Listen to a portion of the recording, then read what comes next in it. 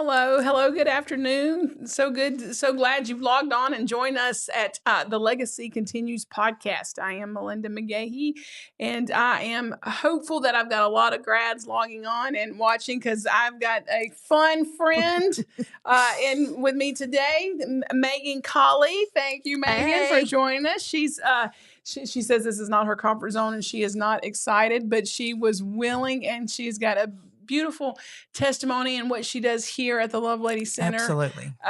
Means so much. When we talk about the Legacy Continues, it takes a team, and to see what the Lord has done in her life and what she does here is absolutely beautiful. So thank you for logging on. I wanted to point out that I have on the same shirt I had on last week. I was thinking about that, but it went along with what I was preaching on this morning, Absolutely. and so I had to wear it. So if you're curious, go watch today's sermon. It's called "Tonight We Ride," and it's, to me, just a fun way to. Did you listen to the sermon this morning? I did. Okay, Absolutely. okay. I loved it. I'm not going to quiz you. Not going to quiz You you. Not going to do that. No. And then I brought my cup today, and it's the best lolly ever. And so I was going to hide it, but then I thought I wouldn't because I love being a lolly. And so if my grandkids are watching, I would just want to tell my Zealand and Zane that I love them very, very much. Sometimes they They're watch. so sweet. Aren't they sweet? Absolutely. I love being a lolly. Love being, and my husband loves being a pop. It's fine.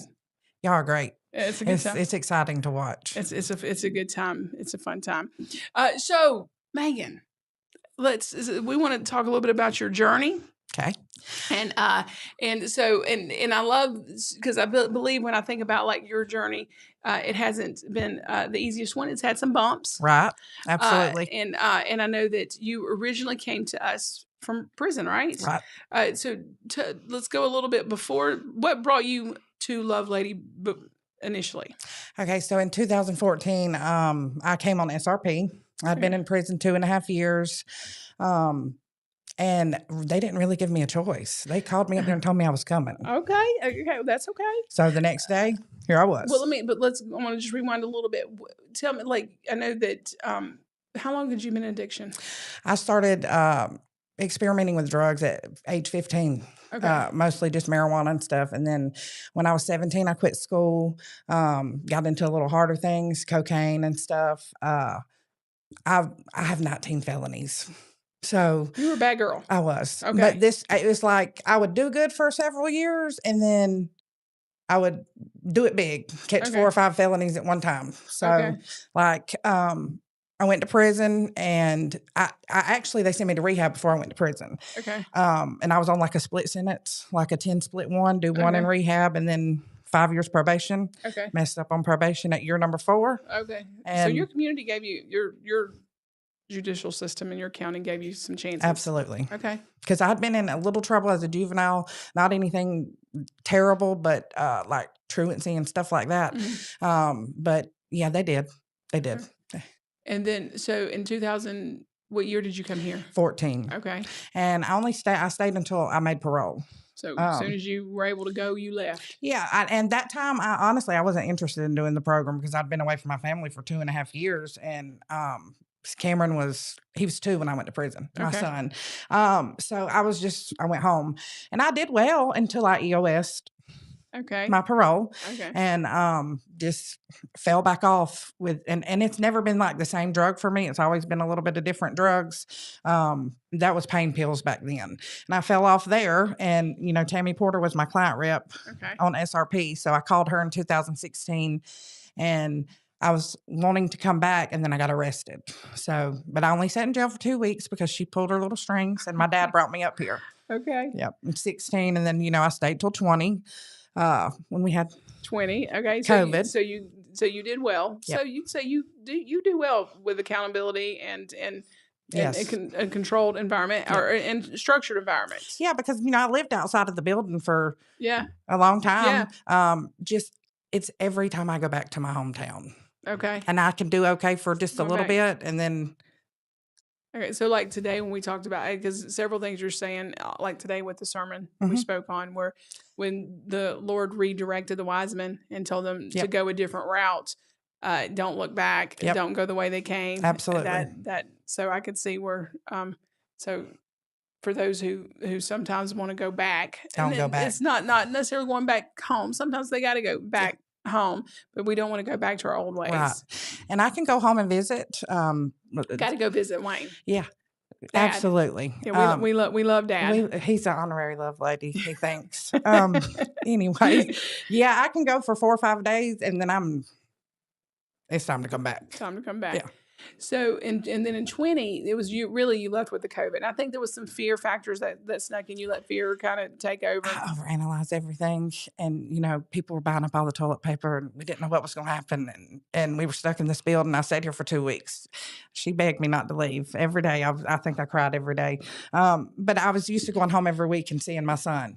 And I was just nervous of what was going to happen because we didn't know what was going to happen. Right. And I let that take over my mind, so I left. And then how long? Then you? I know it took you down there because you were not bashful about Facebook. No, very much not. And that's crazy because I get so nervous doing this, but like I get high and get on Facebook and show the world. So I don't know. It's crazy. So crazy and dumb. Yeah, stupid, good and stupid. I came back in 2022, but I came 7 or 8 times between 20 and 20. Trying to settle down. Yeah. Yeah. And I'd stay a night or stay 2 weeks and it was terrible. It was terrible. I came one time and stayed 2 months. Remember, I drove myself to court and didn't come back. That's terrible. That is terrible. So then finally you came back. In handcuffs and shackles in 2022. Okay. Yes. Okay. And it was crazy. That was crazy too, because I went to jail in October and I was supposed to come back several times, but something always ended up happening. Like one time there was COVID, so you wouldn't let anybody in. And then they let me out of jail one time and boot me right back in because the community corrections people were like, no, she has to leave from here and go to, it was just a lot of factors that tried to keep me from getting here, but I did. And I have not left and I will not leave. I have EOS community corrections. So one thing I feel that I've noticed more so is that to me, I've seen more of a surrender to God. Absolutely. This time. Absolutely.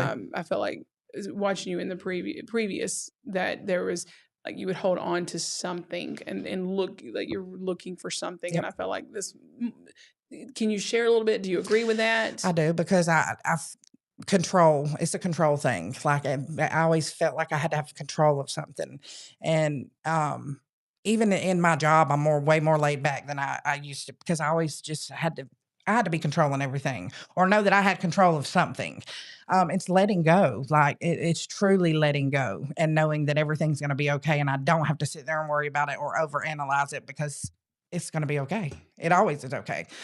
Sometimes I'm wondering how we're going to make things happen, and it might be 5 o'clock or 5:30, sometimes 8 o'clock. Right. And there it is. Yeah. And back then I would have been chomping at the bits, worried about that because I didn't have any control over it. When, was there a moment, because I know like this, I've seen you dive into some more classes, more Bible studies and things, and even outside Bible studies.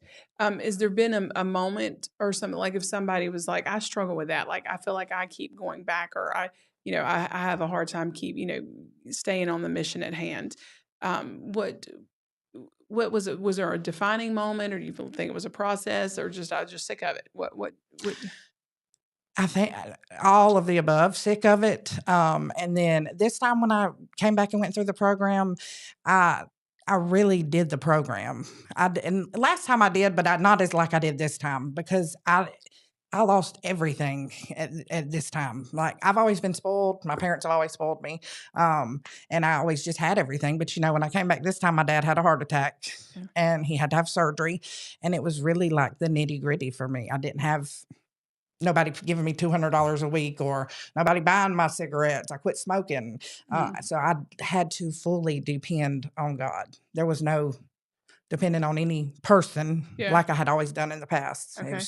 But depend on God. Because sometimes God, he'll remove all of it. Yep. To get to you. And which has made me stand on my own 2 feet more, like, because my dad's better now, but I try not to bug him about stuff. I try to do it on my own, because I've never really stood on my own 2 feet. I've always had somebody cushioning the fall. Yeah. So it just made me very depend on myself and be frugal, spending money, and I mean, I like to shop. Y'all know I like to shop, but I still know how to budget, and it's made me more of my own grow person. up. Yeah. Yeah. Yeah.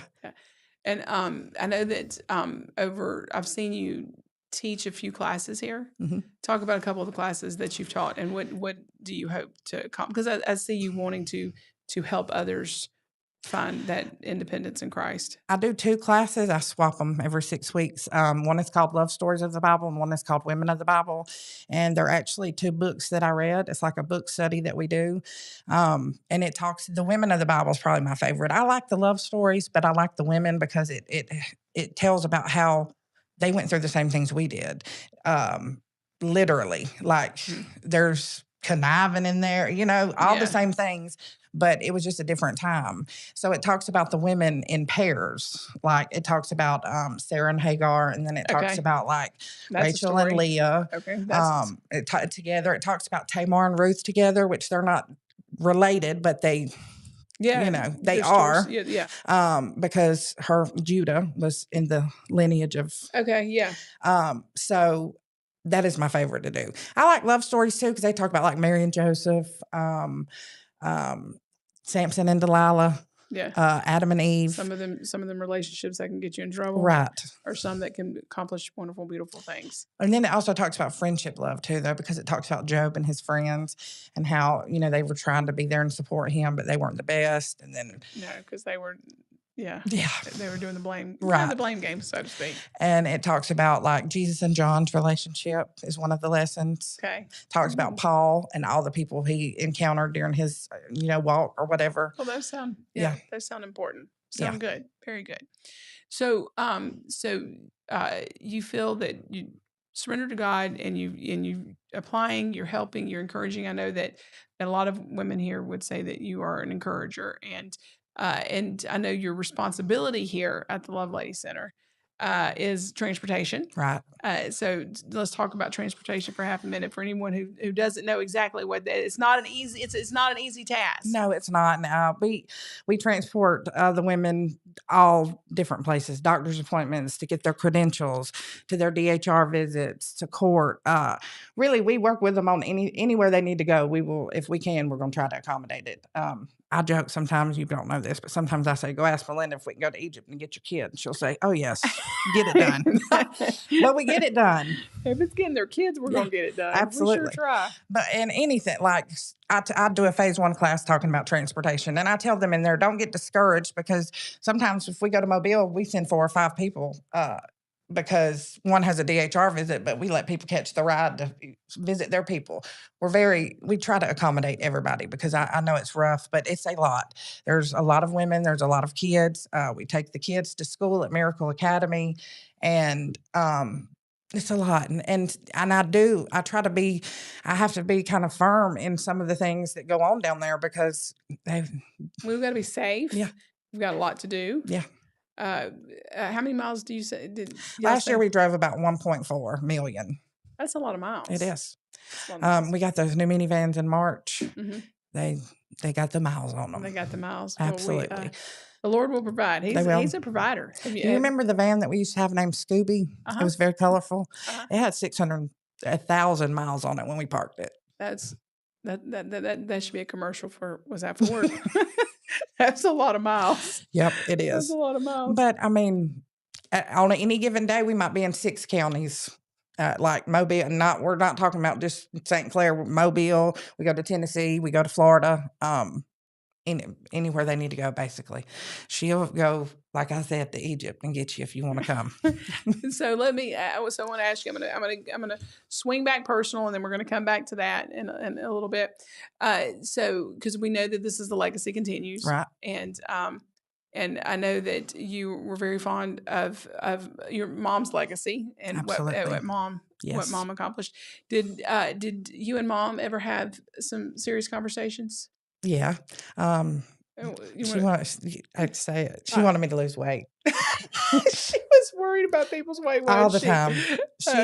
She embarrassed me so bad one time at that I think it was Portraits of Hope concert. And she called her son Matthew over there and one of his friends, and she was like, I'm so proud of her. She's lost 64 pounds. And it was just But she was precious. That was a couple weeks before she went to the hospital, wasn't it? Yeah. Mm-hmm. Yep. Yeah. She would do that. She told me 100 times how proud she was of me for losing weight. Yep. And she's one of the most firm people, but still so loving at the same time. I used to tell people back in the day, I'd rather sit in front of her and take a lashing out than to sit in front of you with them eyes. I'm not sure how I feel about that. I would 100%. Cause she's just going to tell you about yourself and then she's going to get over it. But to disappoint Melinda, oh my gosh. Cause I've done it several times. I don't know if I've told you, and I know a lot of our grads that are listening, when mom was on the ventilator in the hospital, we knew they were going to turn the ventilator off the next day. And Pat, who went to school, so because we weren't allowing people really to come up there. Right. But mom had babysat Pat younger, and so I had called Pat and said, Pat, if you want to see mom, you need to come up. And so Pat comes up, and I don't know if she forgot I was in the room or not. You know where I'm going with this. She was laying. She was just laying, and she went up there and just started kind of laying on mom. She goes, "Who's going to protect me against Melinda?" And I'm like, Pat, I'm right here. You need to be protected. I don't understand. Well, I know you don't like it, but there's always been the Melinda babies, the Brenda babies. Well, yeah, no, I don't like it because they're all our babies. Yeah. All sent by God with a mission at hand. Right. And so speaking of that, so let's say that we have, so I'm sure there's some women listening, and what's something that you want everyone to know that comes here, like what's the one thing that you hope for them, that you wish for them, that you want to share? I know that you can find two things in this building because I've found them here multiple times, and that is God and sobriety. Amen. Love also.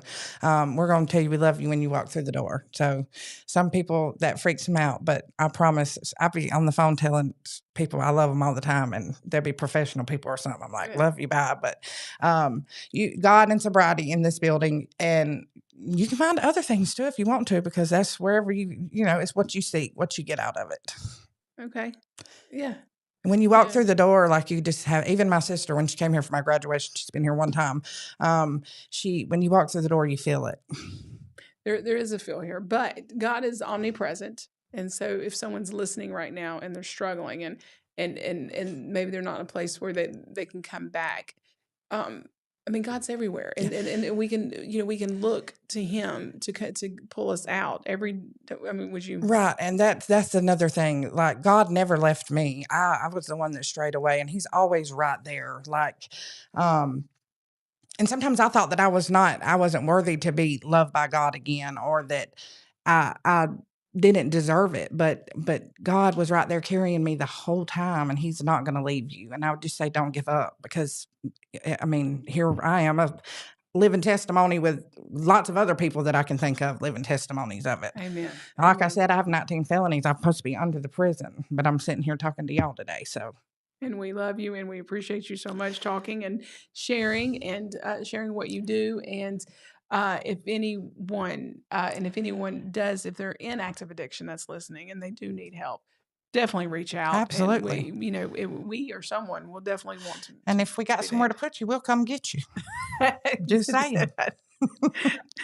We do. We do. All right. Well, that being said, hey, He's on the move. He's doing things. He's doing things here at the Lovelady Center. I love listening to the transformed lives and the journeys. Thank you for sharing yours. Absolutely.